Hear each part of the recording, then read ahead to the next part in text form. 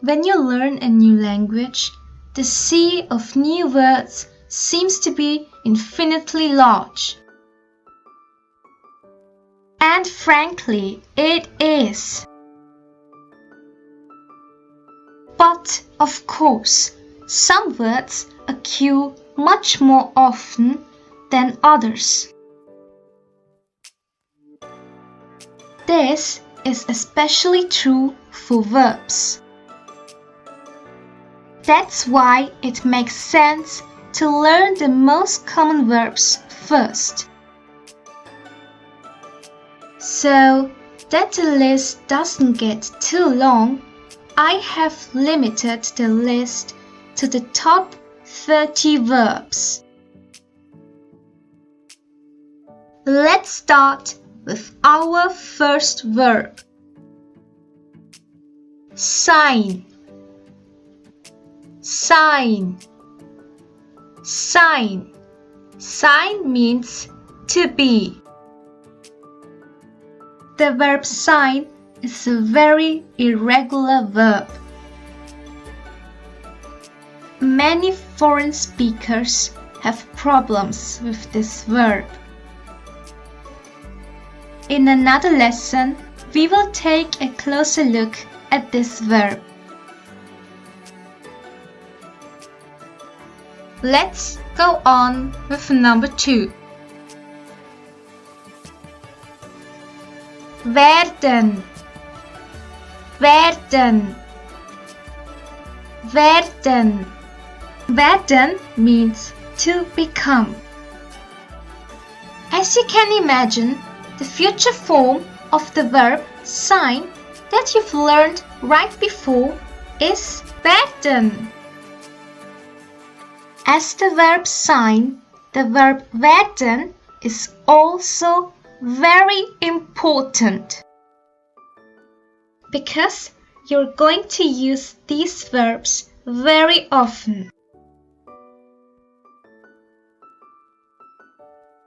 Now come to number 3.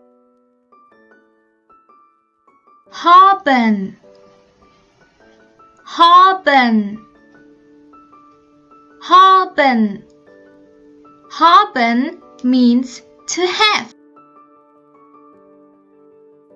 The verb haben is also really important. Actually, all the verbs you're going to learn in this lesson are important because they are basic verbs. Don't worry, I won't say it's important to every single word, because I think you've heard it enough. What I want to make clear to you is that the verbs sein, werden, and haben aren't only used as full verbs, but also as auxiliary verbs. When do you need auxiliary verbs? It's simple to form compound tenses. What full verbs, auxiliary verbs, and modal verbs are, you will learn it in another lesson. But let's go on with number 4.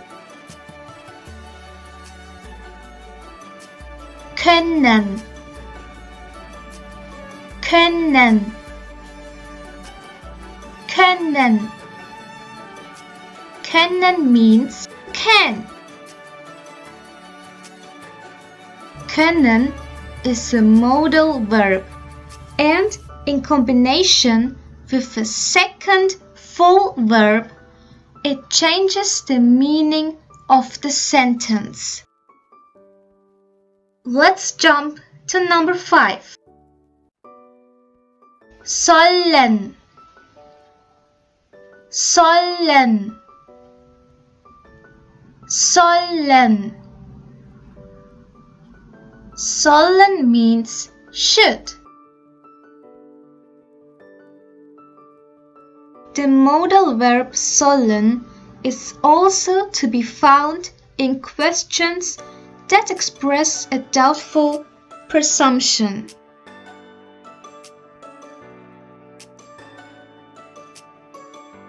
Number 6 is müssen. Müssen. Müssen. Müssen means must.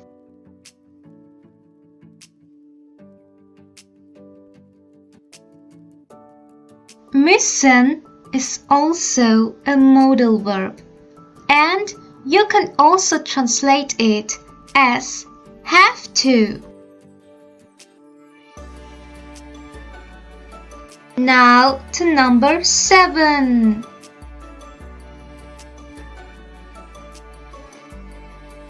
Wollen. Wollen. Wollen. Wollen means will.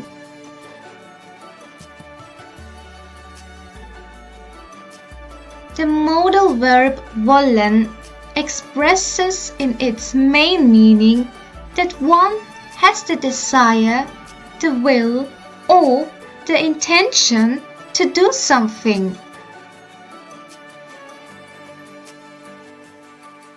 Let's go on with number 8. Dürfen. Dürfen. Dürfen. Dürfen means allowed to.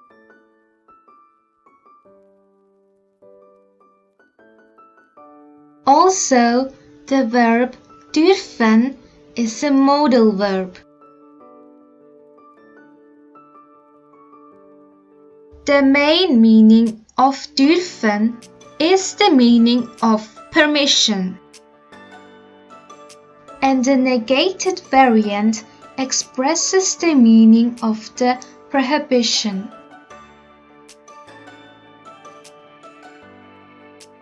Let's go on with number 9. Mögen. Mögen. Mögen. Mögen means to like. The modal verb mögen has two main meanings, namely the desire to do something or to take pleasure in something or someone. So far, we've learned the 3 auxiliary verbs sein, werden, and haben. We've also learned the 6 modal verbs können, sollen, müssen, wollen, dürfen, and mögen. Now you know all the German auxiliary verbs and the German modal verbs with their English meaning. Now let's look at the full verbs.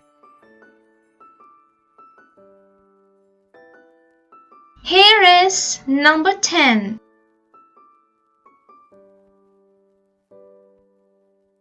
Sagen. Sagen. Sagen. Sagen means to say.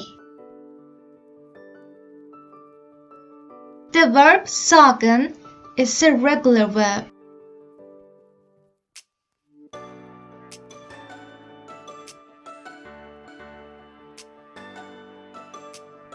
Next, number 11.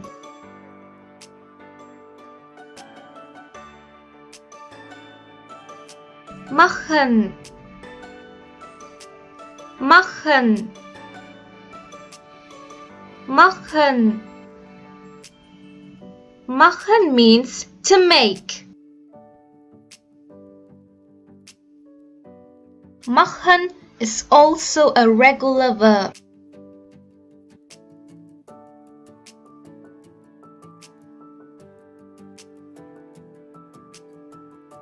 Let's switch to number 12. Erklären, erklären, erklären. Erklären means to explain.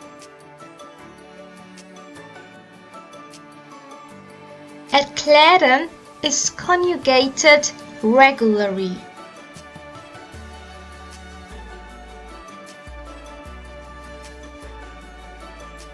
Now, number 13.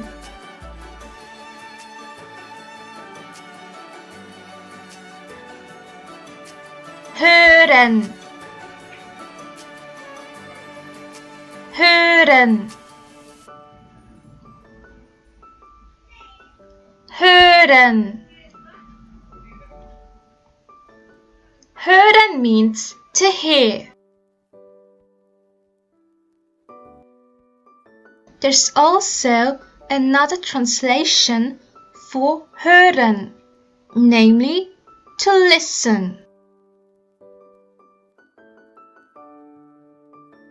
The words to hear and to listen have a similar meaning, but they are not the same. They have some difference in meaning.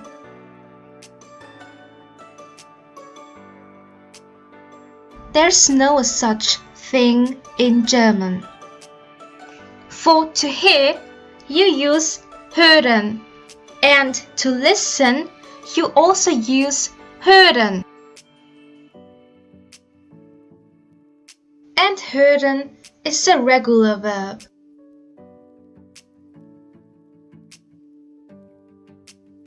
Let's take a look at number 14.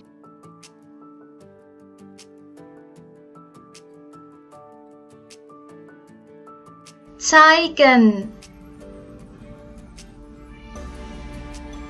zeigen, zeigen. Zeigen means to show.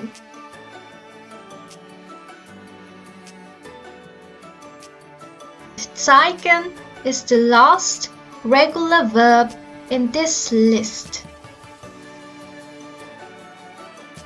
Now I have a good news and a bad news. First, the good one. While most verbs in the German language are regular, and now the bad news, many of the most commonly used verbs are irregular. This means for you that you have to learn a lot by heart. However, you only need to be able to conjugate a small part of the irregular verbs. Because you can conjugate all other irregular verbs. Not only foreign speakers, but also German speakers have troubles with the irregular verbs. So, no reason to despair.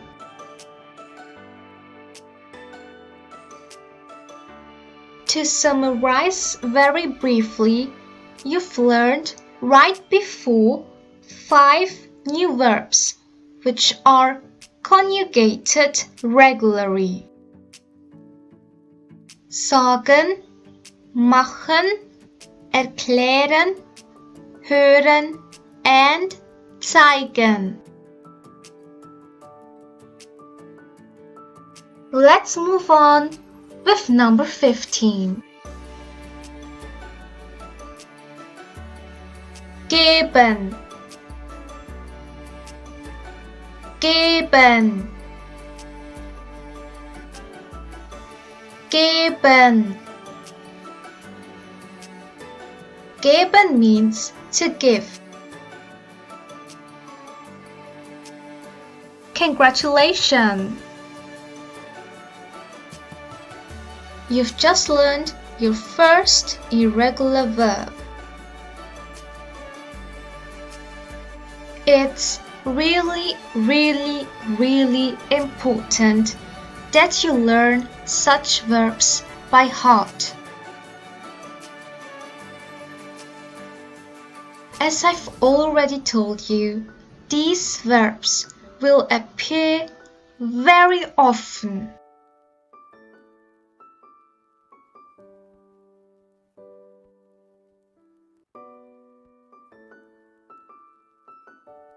Our next number is 16.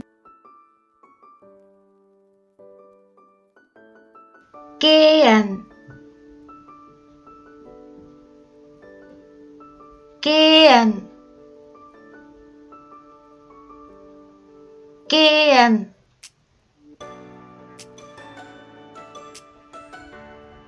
Gehen means to go. Gehen is our second irregular verb. Let's jump to number 17. Lassen, lassen, lassen. Lassen means to let. The verb lassen is also irregular. Next is number 18. Stehen, stehen, stehen. Stehen means to stand. I would like to make one further comment on the pronunciation. The letter H in the verb stehen is used as a lengthening H. I'm not 100% sure if you really call that H lengthening H in English. But in German, you say Dehnungshaar.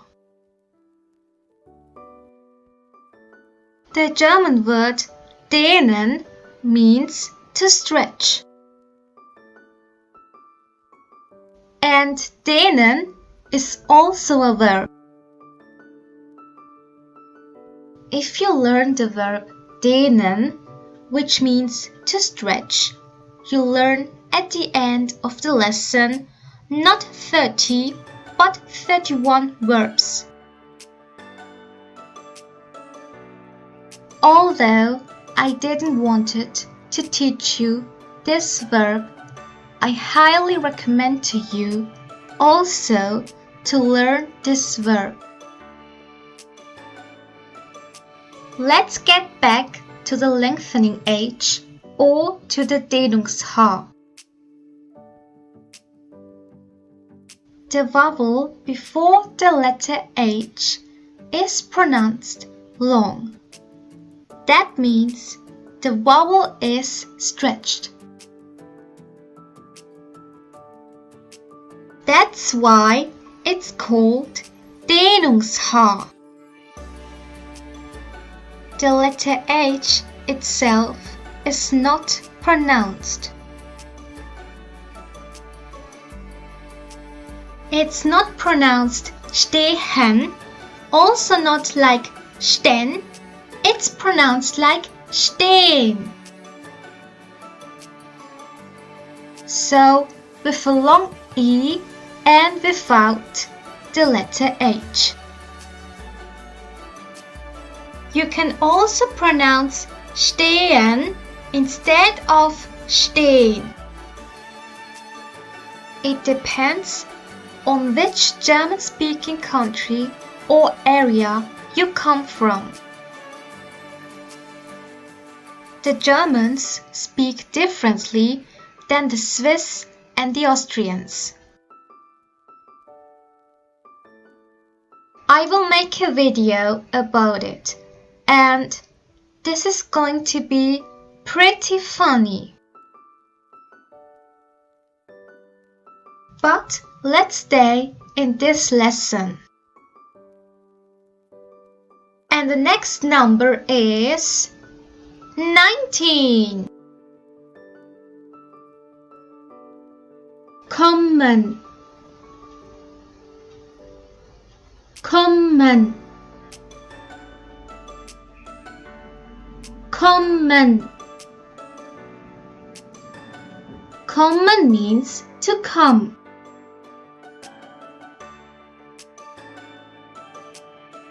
There are similar verbs as kommen with different meaning. For example, vorkommen, zurückkommen, and so on. Like the verbs before, kommen is irregular. Move on with number 20. Heißen, heißen, heißen. Heißen means to be called or to be named. Heißen is an irregular verb. If someone asks you what your name is, you respond, Ich heiße, and then you add your name. For example, Ich heiße Stefan. By the way, my little brother's name is Stefan, and he's always a little troublemaker.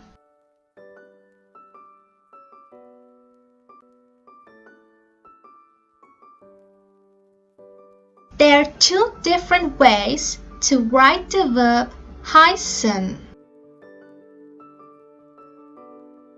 Which one should you use?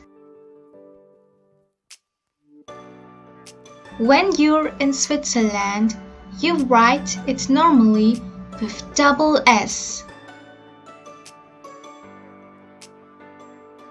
But when you're in Germany, you write it with a special letter which looks like the letter B.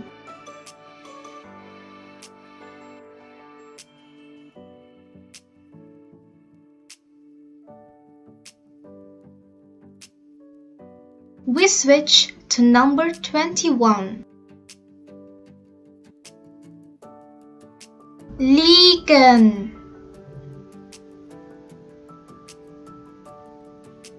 liegen, liegen. Liegen means to lie.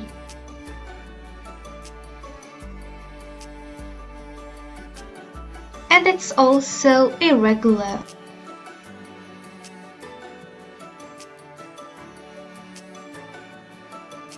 We continue with verb number 22.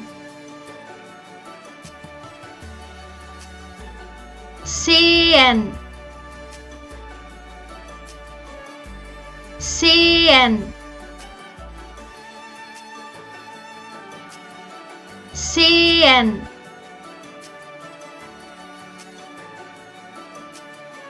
Sehen means to see.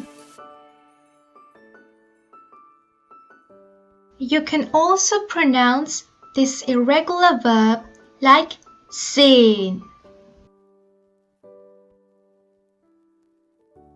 The Swiss would say sehen and the Germans would say sehen.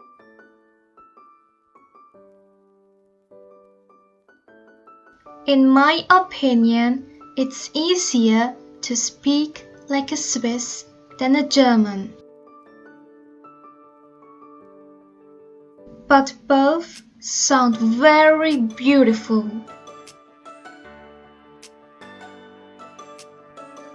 The German of the Australians sounds also great.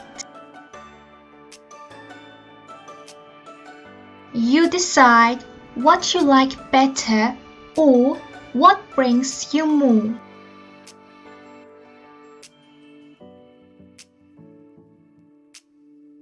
So, the next number is 23. Bleiben.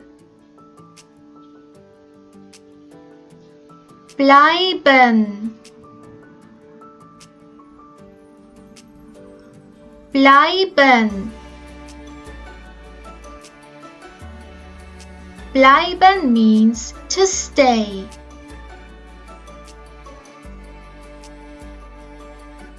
You have to memorize the conjugation of the verb bleiben because it's also irregular.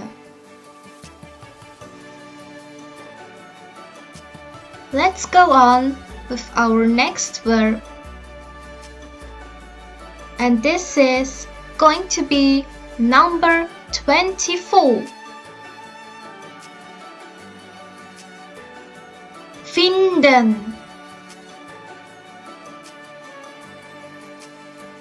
Finden.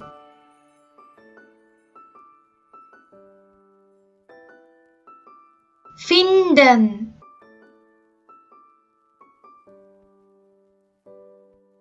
Finden means to find. This verb is a good example that German and English have similar words. Finden and to find is written more or less in the same way. Only the pronunciation is a bit different. The reason for the similarity is because they originated from the Indo-European language. So, Indo-European languages are German, English, French, Italian, Spanish, some Indian languages like Hindi, and much more. Let's get back to our verbs. Our verb finden is irregular. We jump to number 25. Erhalten. Erhalten. Erhalten. Erhalten means to receive. As you can imagine, erhalten is irregular.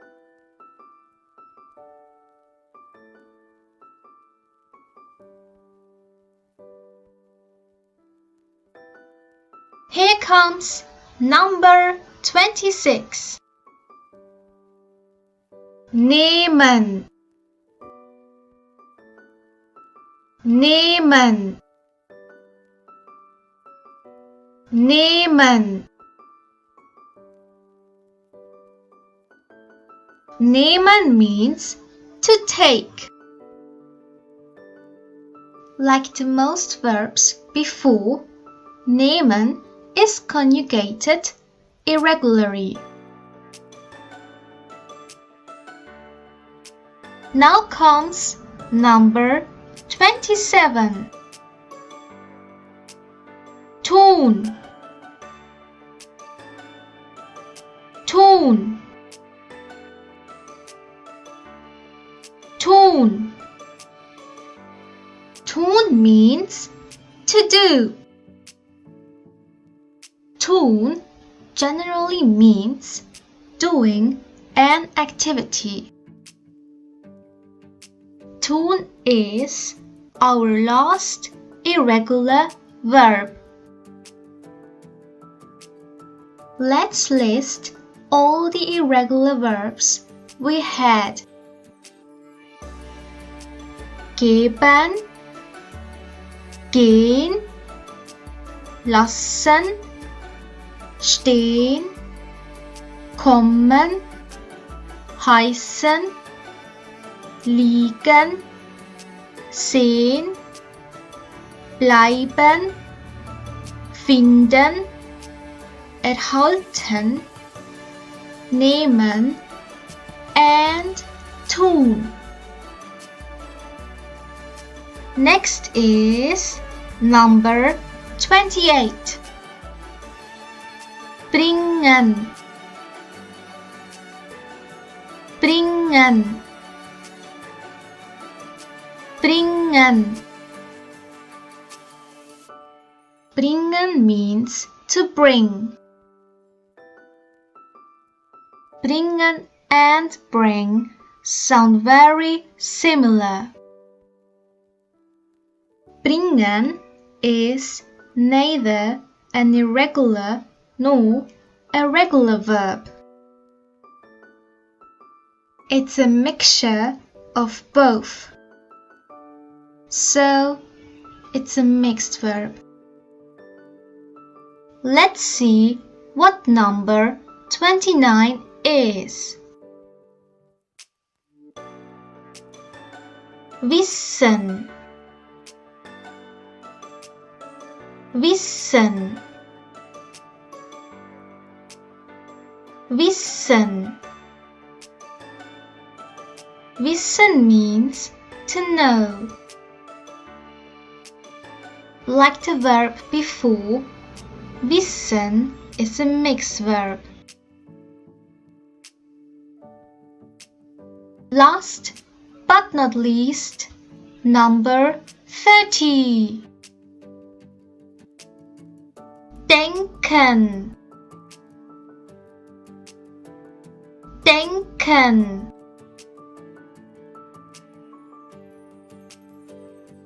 denken. Denken means to think. Also, the verb denken is a mixed verb. Right before, you've learned 3 mixed verbs, namely bringen, wissen, and denken. In this lesson, you've learned 30 verbs. If you've listened very carefully, you've learned 31 verbs. It's extremely important to repeat again and again what you've learned, because only in this way the information from short-term memory can reach long-term memory.